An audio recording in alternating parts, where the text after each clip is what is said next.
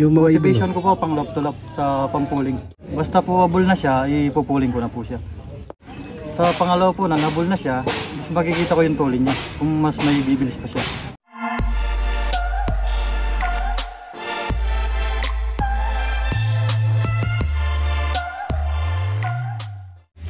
So yun, ano, ito daw yung kalaban ni ano, no, palanan, si Jonex.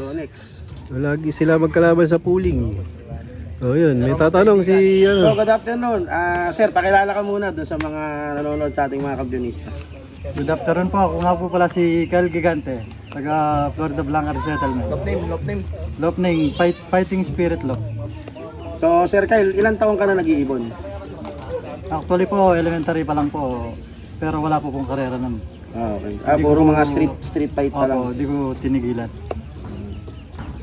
So, kanina in-interview natin si Sir Yonex. Sino mas nauna sa inyo mag-ibon? Nauna ka? Nauna po siguro ako sa street fight, pero sa club po siya po yung nauna. Kasi binanggit ni Sir Yonex, kayo raw yung ngayon kumbaga dito sa Florida Blanca, kayo yung madalas nagkakalaban sa mga pooling. So, kanina sinare niya sa atin kung paano siya magkondisyon, yung sinare nga niya. Si Sir Kyle naman, paano yung ginagawa mo naman na sistema sa ibon mo? Simulan mo sa pagbibreed. Abang tinitingnan mo, may standard ka ba na tinitingnan sa pagbibreed mo ng mga nilalaban mo na ibon? Kinokondisyon ko rin po na pag nagbe-breed na ako na katulad lang po ni Sir Patrick Reyes. Siya po yung mentor ko. Sa pagbe-breed po. So baka pwede mong ma-share dun sa mga nanonood sa atin, ano ba yung unang-una mong ginagawa bago ka pagpasok mo sa pagbibreed ng mga ibon mo? Yun po nga sir, yung ipupurga po, ikukondisyon mo sila, tapos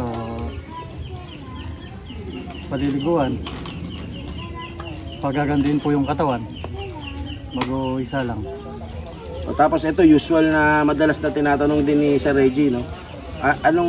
Ilang araw ka ba bago magwalay ng mga young bird mo? Dun sa mga breeder? 30 days po ako. Sa mga YB. 30 days. Opo. Tapos after nun, ilang days ka naman nag-viewing? Mga 10 days po, i-viewing ko po sila. Tapos po, magpapakawala ko yung hindi pa sila masyadong nabilipad. Ganun po kasi yung sistema ko para hindi sila pumitik. Lipat-lipat po sila sa bubong ganyan para iwas overfly. Yung mga nananalo mo sa pooling, ano mga bloodline nun? Japan po, galing kay Patrick Japan. Parang kay ano, pero Japan, galang po. Galang Brothers Japan. Opo. Ayun, kaya matutuloy yung ibon nila. So paano mo yung minomotivate yung mga motivation ibon? ko po pang lop to lop sa pampuling. Ganun din katulad kay Opo. Merong may ibang kalapati sa loob. Meron po. Tapos bago ikarga, meron ding papakitang hen. Opo, nakasama yun sa akin. Yun lang ang hindi namin magkapareho. Magkasama na yung hen mo. So yun. Basta po habol na siya, ipupuling ko na po siya.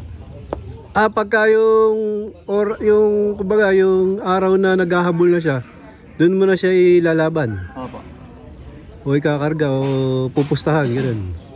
Bukod doon sir, hindi pa siya habol, ipupuling ko na. Susubukan ko po siya. Kung meron na siyang speed nun. Sa pangalawa po, nang habol na siya, mas makikita ko yung tulin niya. Kung mas may bibilis pa siya. Yun. Ibig sabihin, sa unang may speed na. Opo. Mas may speed pa siya pagka pag habol na habol na. O yun. Medyo magkaiba sila ng Pero pareha silang pooling king dito sa Florida Blanca. Tapos yung isa, ang lahi niya is mga Jansen, siya naman Japan. Ano yung isa? Habiona. Ano yung Habiona? Galing po kay Sherwin yun, kay pinanggalingan po nun, kay Eric Sibug. Puro yun lang yung bloodline mo? Opo, yung dalawa lang po ang gamit kong bloodline. Tapos pinagtatagpo mo? Opo. Di nag-inbreed na lang po ako nun. Ganun lang? Opo. Baga hindi na mahirap yun Yun lang po yung linyadang hawak. Dalawang bloodline lang? Pinapayikot ko po. Ang galing. O kailan mo pa ano yung ganung sistema na bloodline? Kailan mo pa ginagawa?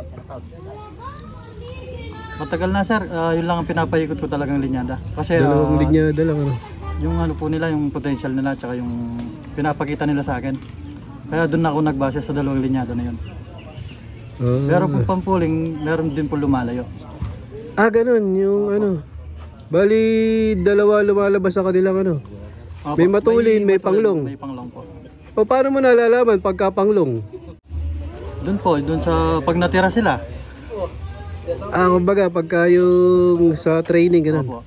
Yung pampuling po kasi, pag may kalayuan na, nag-iiba na, hindi sila nagko-consistent.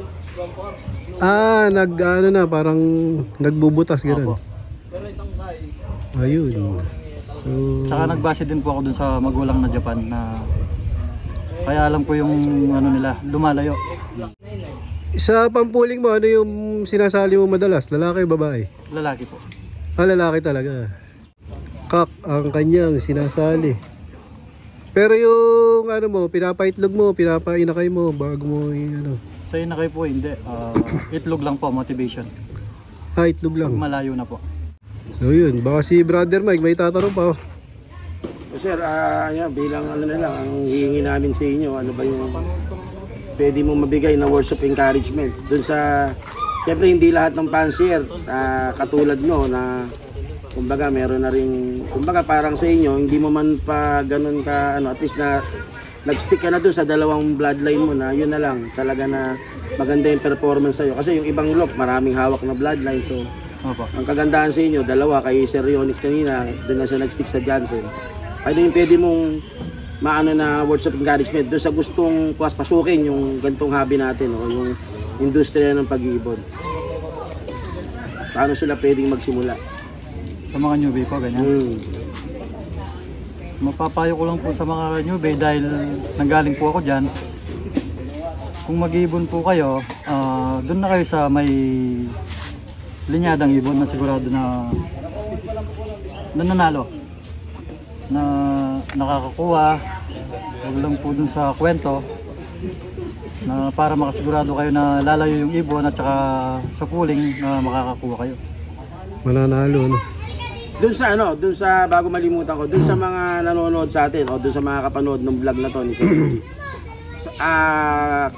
Kay Sir Yonex saka sa iyo Sir Kyle, nag-out ba kayo ng ibon na Nag-out din po ako. nag-out din. Opo. So paano naman nila kayo makakokontak? Sa Facebook po. Ano mo sila, paano kanila pwedeng i-communicate? Sa gusto pong sumubok ng linyada ko sa mga Japan, i-message nyo lang po ako sa Messenger. Dano Gigante po. Kung gusto nyo pong subukan, visit lang po kayo dun sa resettlement. So yun. Shoutout sir, baka may siya shoutout ka. Shoutout sa team ko, Team Mambol. Shoutout din sa Team Danupan. Yun. Yun lang po. Maraming salamat sir. Maraming salamat po. Pooling king din. Thank you. Salamat. Yun, God bless. interview si ano. Yun lang. Maraming salamat. Ba alam mo? Dalubasang mamang, pakipalo po. John Michael Silmar. Ala ko Stevie Wonder eh.